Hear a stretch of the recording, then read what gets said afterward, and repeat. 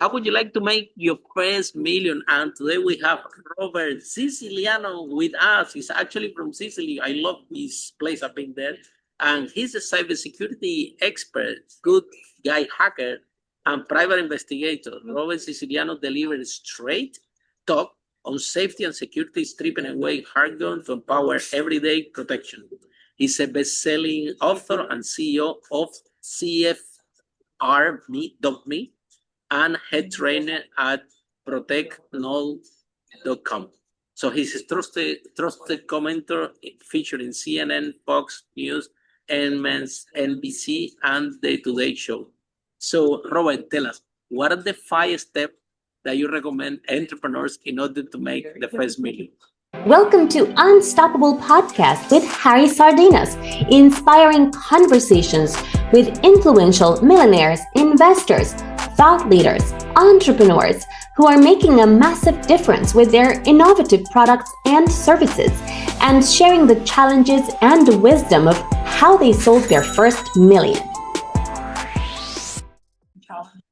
I think it really begins with understanding yourself first, number one.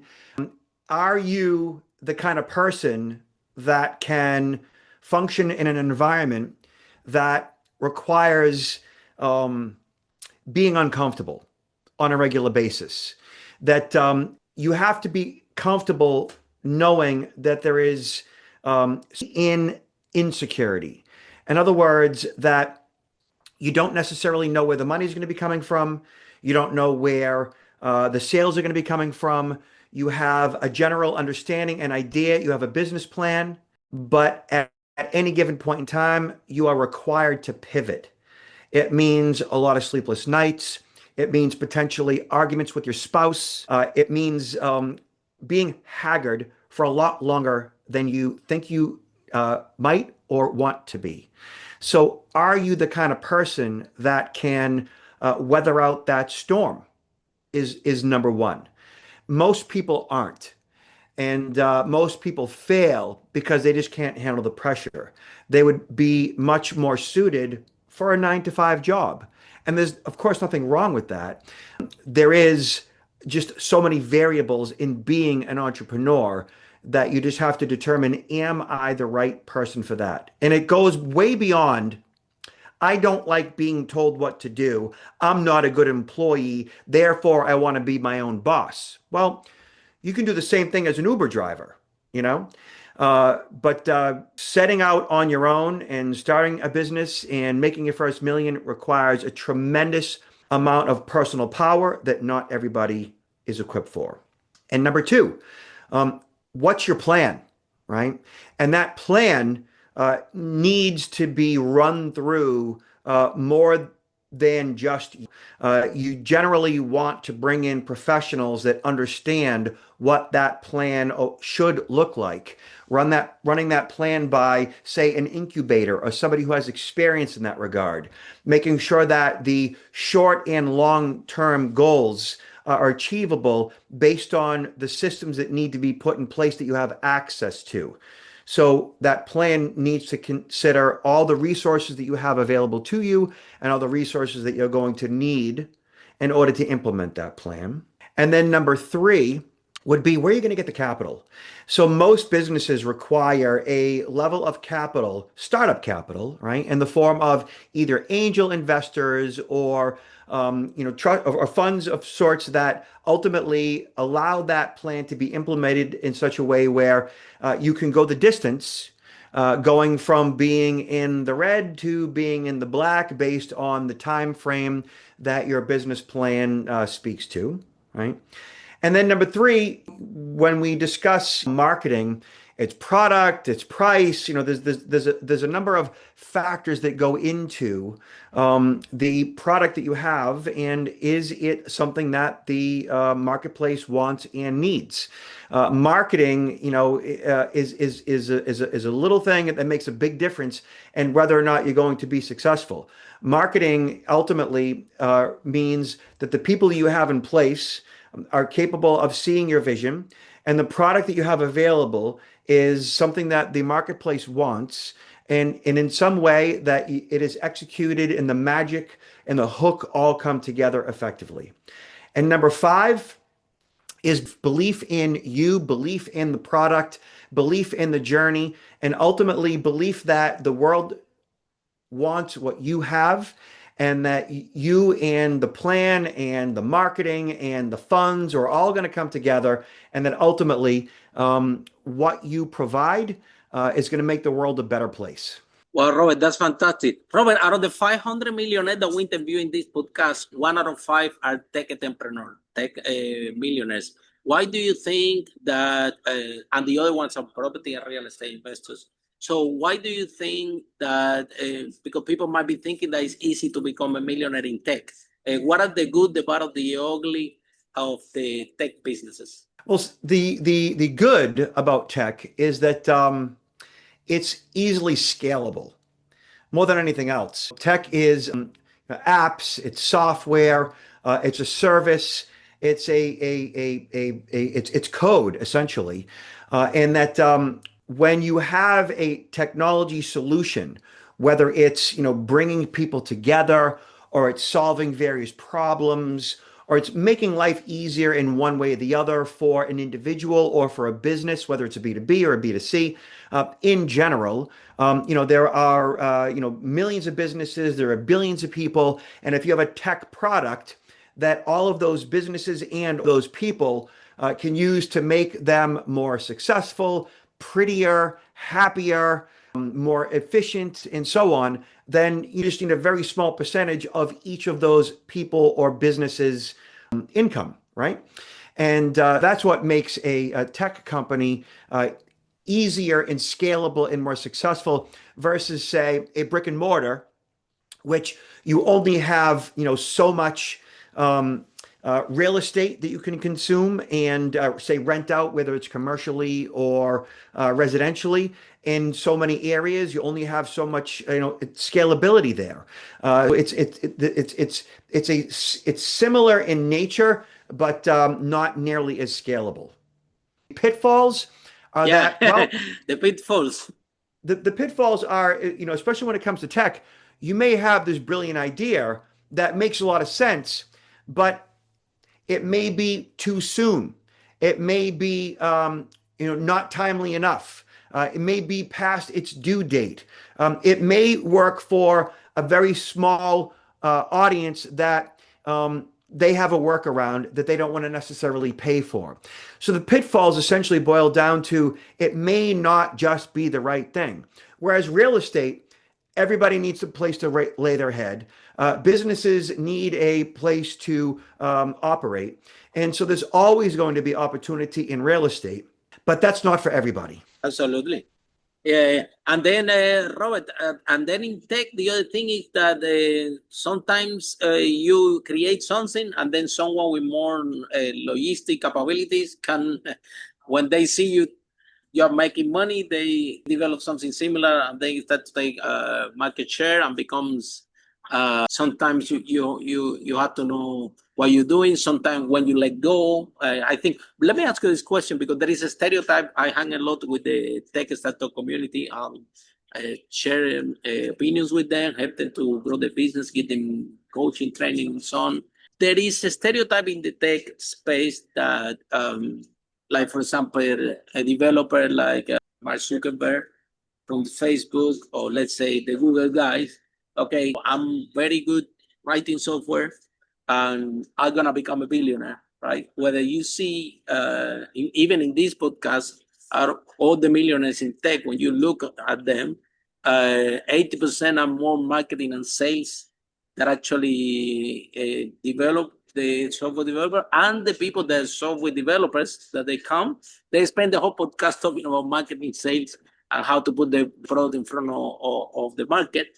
So what do you ask you, because I can tell that you're a tech software developer. So tell us what, and I guess make you uncomfortable with growing a business, especially your product is very difficult. I will explain after because of that.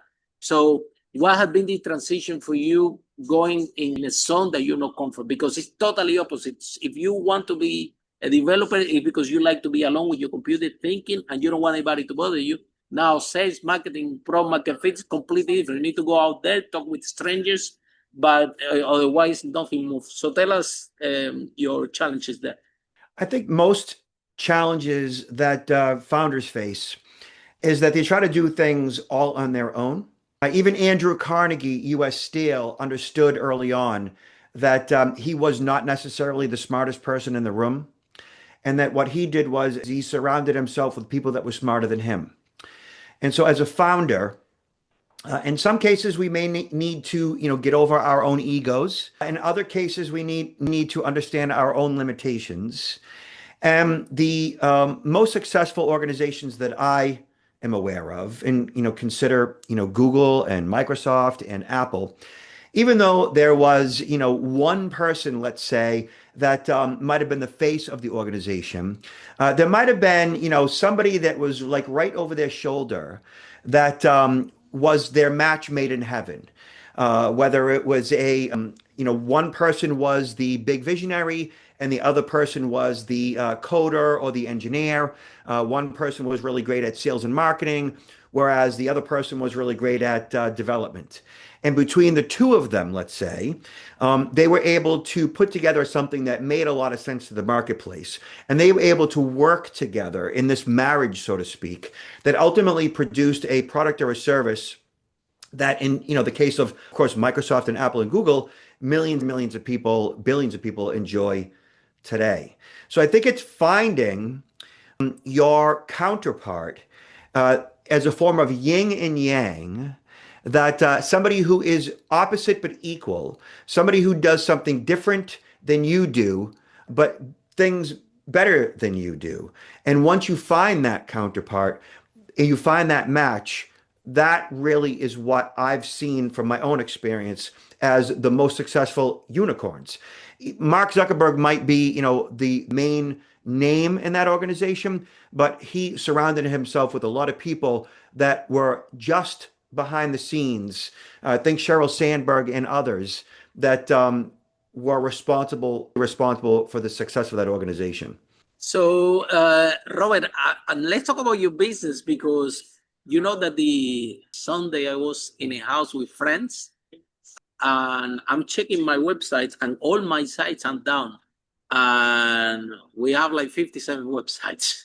And I'm thinking, oh my God, we get hacked again. I'm saying we get hacked again because it already happened to me twice. And always happened in the worst moment. Like the previous time that this happened to me, I was in Singapore about to come to the stage. And of course, we need all the websites, we need everything. And we get hacked and everything down. On the same side, to evaluate as an entrepreneur, people say, cybersecurity, what is my return in investment? I don't see the return. You only see a return on investment when everything totally gets wiped out. And I think that the biggest fear that all these huge companies, Amazon, Facebook, you name it, is the only thing that keeps them awake at night is cybersecurity. These are companies that have revenue, they are solid, they are growing, but it doesn't matter if you're Uber, if you're Airbnb, if you're Facebook, if you're Amazon. If you get hacked and the whole thing goes down and you don't know what happened, which actually happened to me. Also, luckily, we find out there was something in the payment of the service failed.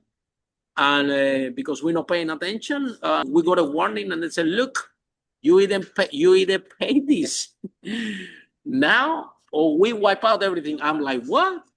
Ransomware. What happened? Yeah, what happened here? What happened? I think it was that the credit card expired, something like this. I said to my IT director, look, pay and after find out what happened. But let's we cannot have all those. So tell us, what are the challenges to explain the value of the cybersecurity? Because it happened to me already three times that you only concern about cybersecurity when something huge happened, which is actually twice. I got hacked so badly that I had to build all the websites again from scratch.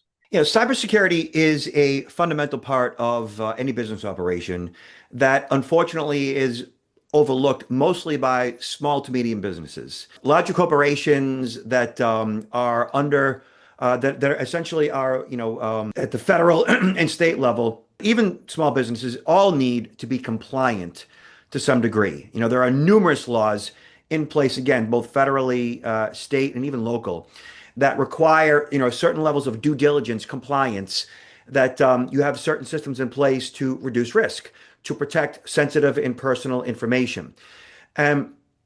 If and when those measures aren't properly taken, and you are out of compliance, and ultimately you are, hacked, there is a data loss, the expenses as a result of, lawyers and fines can be astronomical. Several thousand records that are compromised could potentially cost, 6 and 7 figures. There is enormous penalties and liability in not being effective in basic cyber hygiene. And when you think of it on a personal level, because most security, from my perspective, all security is personal.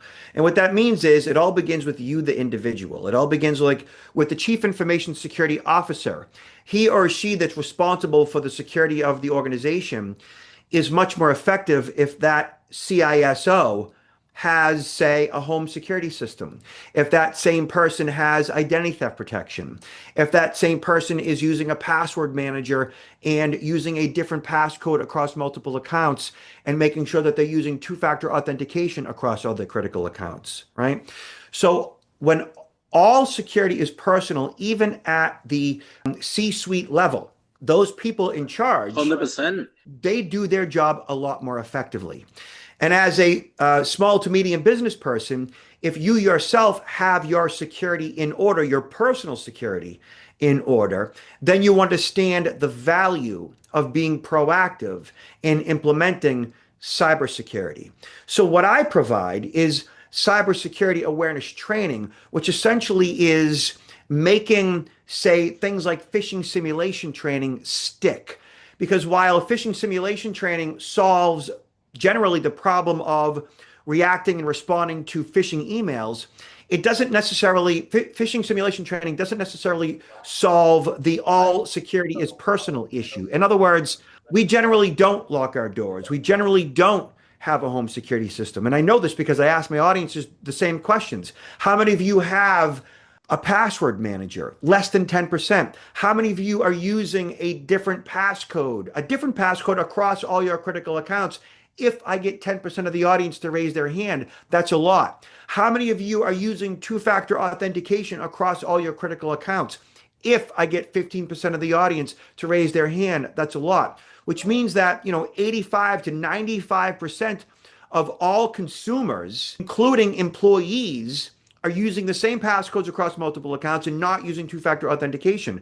And often, when asking those same questions of CISOs, CIOs, and so forth. Robert, hold on 1 second. Can you expand in some terminology so in order to make it familiar for our audience? For example, phishing emails, what that means, and all these CSOs that you describe. If you can break it down. I know that that's the terms that for you they are very familiar, but I am so sorry. Even for me, that a high-tech guy. Yeah. My apologies. 100% my apologies. So phishing, we all get these phishing emails. Phishing simulation training is when your company's CISO, Chief Information Security Officer, or CTO, Chief Technology Officer, or CIO, Chief Information Officer, will work with a company that provides phishing emails. In other words, they purposefully will send out emails to employees that look like it's coming from HR, or look like it's coming from your bank, or looks like it's coming from the CEO. And these emails that look legit are in fact scammy emails intended on ending up in your inbox with the intent to scam the employee into clicking links, into downloading sensitive links that ultimately could infect the network, and to respond to a password reset request. Wow. Emails that are designed to trick the employee to engage in the phishing simulation. The purpose and point of all of this is to see who in the organization is more or less vulnerable to this type of a ruse, to this type of a fraud. Okay. And if in fact that employee clicks that link, downloads that file, replies with that sensitive information, then the follow-up to that through the phishing simulation training would be, hey, employee, you just clicked a link. You just responded with sensitive information. This was a test. And the idea is to educate that employee on the spot to say, in the future, this is what you need to look out for. And that type definitely of need to go to training. Yeah, exactly. If they work for Yes. my organization, the next step would be you need to go for the training. You need to go for 1 hour workshop. So we break down this because the damage can be huge. Huge. I know because in my own employees, we take this very seriously, despite that we have different password and two level authentication across the board. Sometimes something tiny happens. And when it happens, we sit with the employee and say, look, and you know what happens sometimes? They say, no, I was working for work and it was not me. My kid was playing the computer. I said, well, there you go. So yeah, no one stole the computer for work. So this you bring up computer is from for work. So even that kind of thing, Robert, that happened to us, that we're thinking how this is happening with our team. If we train them, they are aware, and this little glitch, what happened? And then we realized when we opened a deep investigation, say, well, you know what? I let the computer open at home. I was working and, when I took a shower, whatever, my kids started to play in the computer, whatever. And this is what we had the breaches. And even that we have to clear with the employees, right? Yeah. And so you bring up an important point that the bring your own devices, the BYOD, into the workplace or remotely working at home from your own devices increases what we call the attack surface. The attack surface being there are that many more devices within the organization that in some cases may be out of the chief information security officer's control. So there are technologies available to that CISO that allow for mobile device management. So it allows that CISO to control those BYODs, the bring your own devices, so that those devices can't necessarily access, say, YouTube, or they can't access gaming sites, or they can't access, say, Dropbox, so that their devices themselves have mobile device management that allows the company more control over the attack surface of that external device. And that's an important consideration that also comes with a cost, right? So that has to be well thought out within the organization. And when you think about it, right, let's just say, Fidelity is the company that you invest your money with, right? You want Fidelity's employees to use devices that are secure, that their kids aren't using, because you want your money properly protected, right? And so no matter the size of your organization, no matter the type of work that you do from that device, the vulnerabilities that can occur can not only compromise sensitive client information, but it might compromise the company's banking information. It might compromise the company's proprietary data or trade secrets. So all of that needs to be taken in consideration with devices inside and outside the workplace. And a well thought out strategy regarding device security at all levels needs to be considered. Yeah, and then, like I said, Robert, I have like a PhD in cybersecurity, but I need to learn it the hard way. Yes, unfortunately, we have been doing websites, online business for the last 18 years. And at some point, like I said, twice at the beginning of our journey, developing all these websites and everything, had this bad experience.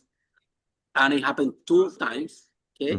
The 2 times we had to rebuild everything. So when it happened the 3rd time, we have to actually stop and go from the foundation that you described, Robert. And I said, okay, that's it. it's not happening again. It won't happen again. It happened once. We saw that, oh, that's because it happened once, and we did. You know what? We blame the hosting company. No, this hosting company didn't put the right antivirus, the right thing. So that's it. We keep everything, move to everything to the hosting company. Since go, we have all the database and everything secure. Everything is fine. A lot of work because we have to rebuild everything. Then the other hosting company, after let's say 6 months, another wipeout. So then it's not a hosting company. Then it's us. Yeah. The hosting company, it has a part on that we didn't check or we didn't. So it's not choosing the hosting company. Well, now we need to look at the hosting company going to have the thing, what are the compliance they have in terms of cybersecurity, how blah, blah, blah. So now next time we're not going to choose a hosting company. We have to be careful what the hosting company. Then the procedures that goes in place all across the board, exactly you described that to authentication and everything. But Robert, it's so hard, like I'm telling you. For me, I have like a PhD in cybersecurity and still time it, and look, like last week it says God that it was just a payment issue, because I'm thinking it can't be that this is happening to me again. It's no way. I'm thinking there is no way that this happened to me again. No way, because we work out and says God it was like a payment thing. However, time to time, not often, we have with the employees little things that I'm telling you that, who's gonna thought that because not even that the employee said to the kid playing the computer, the employee knows that the computer is for work and nobody else can touch it. But the guy go take a shower, and then the kid is tiny, start to play button, and we have an issue, and we receive emails and everything. I said, look, who's trying to get into the Instagram? This doesn't sound right. So an alert received, and when we receive the alert, we start to find out what's going on, because we have those barriers to protect, and that's what we find out the clip. But it's so difficult, Robert, right? Yeah. So when you think about it, within an organization, say you have the CEO, you have the CMO, Chief Marketing Officer, you have a chief public relations officer, right? You might have a chief human resource officer, okay? And then you have your chief information security officer. And all of those professions, to a degree, can be done yourself. So you can be a CEO and you can also do HR. You can be a CEO and also do PR. You can also do marketing. You can also do sales. But can you do security? Sure, to a degree. I mean, you could do all of those things. I think, like, when it comes to, say, working in your own home, right? If you are taking a dresser down the stairs and you poke a hole in the wall, you can do your own plaster. You can cover up that hole. If you have to replace a light switch, you could probably grab a screwdriver and you could probably replace that light switch, or even a light bulb for that matter, right? But certain things, when it comes down to it, if you want to do it properly, the right way, the first time, and not burn your house down, you might want to hire a professional. Absolutely. And when it comes to cybersecurity, I agree with you 100%. Yeah, when it comes to cybersecurity, it is a skill, it is a profession, it is a certification, it is a full-blown education. I don't know that you'd want to get eye surgery from somebody who just does it part-time in their basement.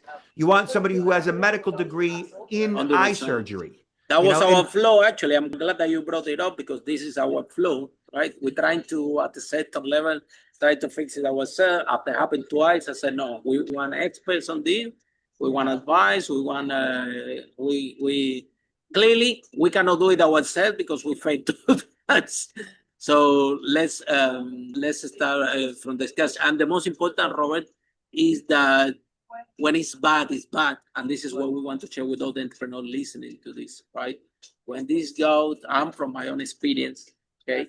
The worst thing that can happen to you is when you go those hack, wipe out those attacks, okay?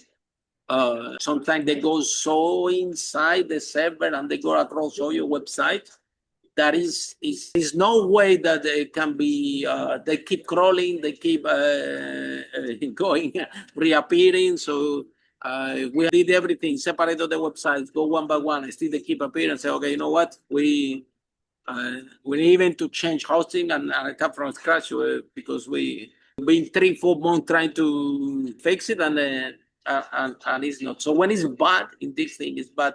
And this is my experience that I want to share with all our audience, because you see, you take cybersecurity seriously when you get totally wiped out and you have to start all over again. And because then it costs, it costs a lot Big time. to repeat everything. A lot. Imagine you have to do the job again. And now we have. And there goes your first million. Your first million goes to the data breach and fines and lawsuits. Absolutely. It depends on if you're collecting personal data, you need to know, you are exactly as you said, you apply by law to the client need to know where this data is stored, okay, by law. So this is how, depend on the small business you're running, again, what Robert was saying, the data you collected, you are responsible for those data, and the users need to know where this data is stored, okay? Then when we see the cybersecurity landscape, okay, is no problem that I don't know. If you have a problem with sales, okay, you find another sales team, you retrain it, and it's bad. When you have a cybersecurity problem, it's bad. It's probably for us, we couldn't operate effectively. To be honest, the first time that happened, we were 6 months that the company rather than go 100% or 20%. We don't have website, we don't have online presence, we're concerned, we put a lot of time trying to fix it, and the first time we did with our experts, so we lose all the time, waste everything, and we couldn't solve it by ourselves. The good news is the professionals that are responsible for maintaining a degree of cybersecurity are easily accessible and are what's called fractional CIOs or fractional CISOs or virtual CISOs, Chief Information Security Officers, which means that they may be part-time. They utilize vulnerability testing software remotely. So remotely, they may ask you to install something on your network that allows for them to scan that network remotely and allows them to look for the vulnerabilities in that network. And it might be older, unpatched software or operating systems. It could be hardware that's out of date, that doesn't have the ability to upgrade to the newer, more secure operating systems and software and critical security updates. So the vulnerability testing that is delivered through a virtual or fractional Chief Information Security Officer for a fraction of the cost of hiring a full-time CISO is worth it to all small businesses that want to maintain a security posture. Very, very good tip. Like they can hire a fractional, you say again? A fractional Chief Information Security Officer or a virtual Chief Information Security Officer. Yeah. Okay. Yeah. That's and a great these solution. are technologists that understand exactly what 100%. those vulnerabilities are and what needs to be implemented, what software needs to be downloaded, what hardware needs to be updated. And then from there, they monitor your network 24 hours a day with specific software that does just that and seeks out those vulnerabilities, updates and patches that network, and keeps a constant watch on your network to make sure that there are no vulnerabilities. And if there are, it works to patch those vulnerabilities. And that is how you ensure an around-the-clock cybersecurity posture. Considering that security never sleeps, security is 24/7, 365. Absolutely. And if you're not engaged in that personally, because you're a CEO and that's not your focus, you're in sales, you're in marketing, that's not your focus. Well, there needs to be somebody within your organization, even if they're virtual or fractional, that's their focus. And then, Robert, now that we bring in this conversation, I'm remembering now, and I think our problem, Robert, was scaling up. I mean, we start to grow our business, so we do website for ourselves, we do website for all our clients, we manage accounts, and it's not the same when you have 10 websites than when you have 57 websites. It's not the same when you have e-commerce and things like that that you have 10 simple personal website that so our issue, right? It was scaling up, but we didn't scale up. I mean, proportionally, the cybersecurity. And now talking to you, I'm realizing, because I was like, oh my God, this happened. Let's fix it, and then happen again. Let's fix it. But now, having talking to you, I realized that the right way of doing things is that different milestones have to be taking when you're scaling up. I don't know. I'm not a tech person, so how can I know? But you said it How can I perfectly. know that my level of security and compliance and things when I'm scaling up, I have to look at? I didn't know. I only find out when I go. You actually said it perfectly. And as your organization grows, as you scale up, your attack surface grows. And so your cybersecurity needs to 100%. keep up with scaling. Yes, absolutely. I didn't know that it's gonna happen to me. How gonna know, Robert? I'm trying to make some money here with the business, trying to sell. You know what I mean? The scaling of the business. Who gonna thought that but exactly happened like this? The more we grow, the more headache I have with the cybersecurity until we exactly like you said. Until we have someone actually we have it in house to take care of all this and to the high level, and because it's for us very important that our website, that this podcast stay live always, that doesn't go down, things like that. So we had to take care that serious. So what advice do you have for small business? Because Robert, the other thing as well, exactly, you gave a great advice, like a fractional, okay? Because what is your message for everybody starting the business, everybody from medium-sized business, everybody for large businesses, and even somebody that is not an entrepreneur, okay? Give us a little bit of advice to these three sectors so people, they know where they are and what is in the possibility to take care of the cybersecurity. Yeah, like we were talking about, the 5 keys to, your first million, right? One of the first things is surrounding yourself with people that are smarter than you. Okay. I thought, Robert, when I ask you this question, that the first step you're gonna tell me is don't get hacked. Well, not getting hacked means having people smarter than you that can actually prevent that from happening, right?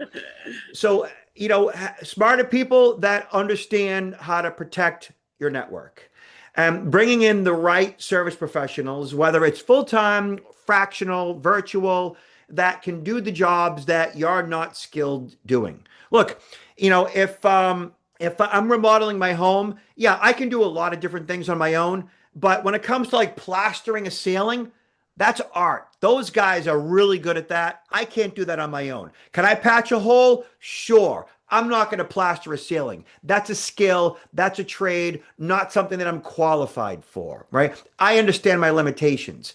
And so understanding your limitations means, letting go of your ego, spending and allocating the investments towards the professionals whose jobs are that specific, in this case, reducing risk strategy, right?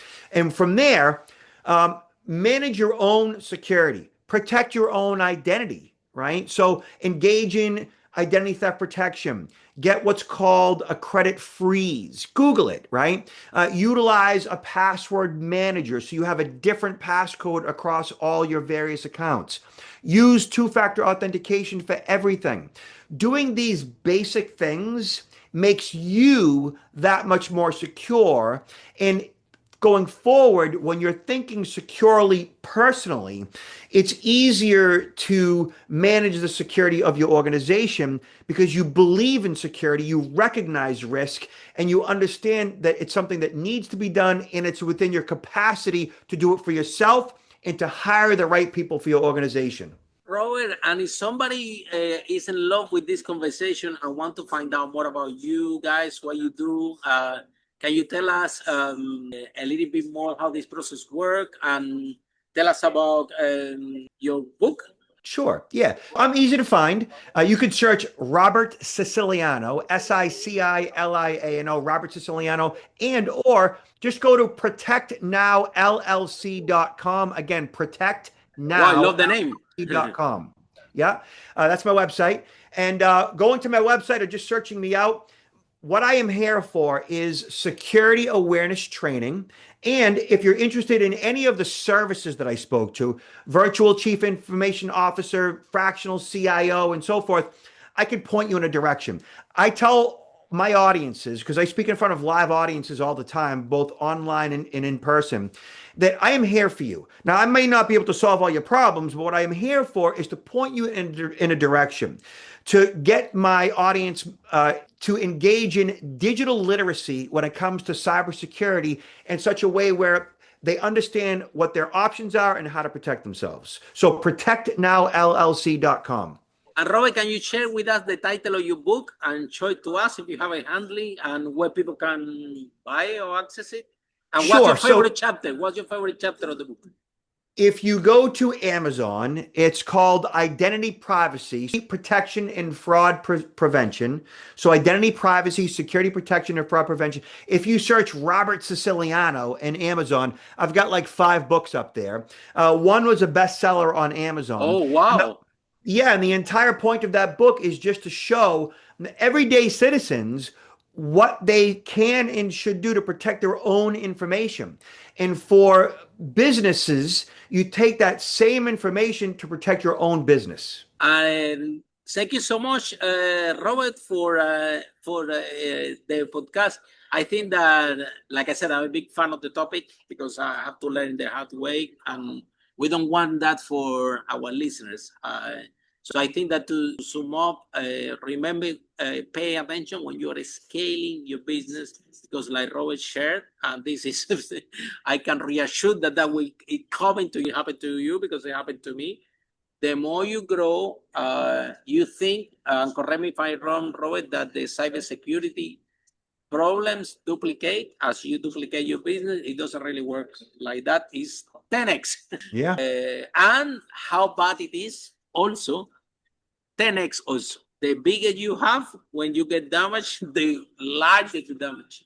The hackers also, they know, usually sometimes I launch programs that for $100,000, right? And I always say to my team, look, pay attention to the cybersecurity, because the only thing I need to know to do is just launch one of these programs that costs a lot of money with online courses or whatever, and that's it. It seems like the whole internet, it's say, okay, you know what? Let's take Harry's course. And you know what I mean, Robert? So we had to, exactly when, this in my case, maybe Robert, you're the expert, okay? When people should be looking more attention, because in my case, to be honest with you, when we have those problems in the past, now we don't have them, and in the past when we had them, in just because of this issue, I was launching high ticket products. That cost a lot of money within a framework that I have videos, and I had the course, and it cost a lot of money. So the hacker said, you know what? I'm gonna hack Harry's website and try to get the information. I don't know if I can sell it or to put it all over the internet. I don't know what they want to do with it. Maybe ask me for money to get it. They never managed to get the course or anything.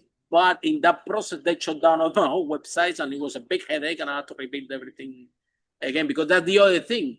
They go there, try to get something, but in this process, the attacks are so frequent that the whole thing cannot handle it and shut down everything. And so go ahead, Robert. Well, as they say, we live, we learn, right? And we learn from our mistakes, right? And so going forward, we hire the right professionals to make sure that these things don't happen again. So I appreciate you, man. You're doing great work. Everybody appreciates you. Thank you so much for the opportunity. Thank you so much, Robert. And for all of you following the podcast, see you in our next episode of Unstoppable. How brave entrepreneurs like Robert break that wall and achieve the first million. Bye for now. Follow us for more interviews with world's most influential, audacious entrepreneurs that overcame challenges and adversity, providing you with the blueprint of how they sold their first million so you can grow your business exponentially.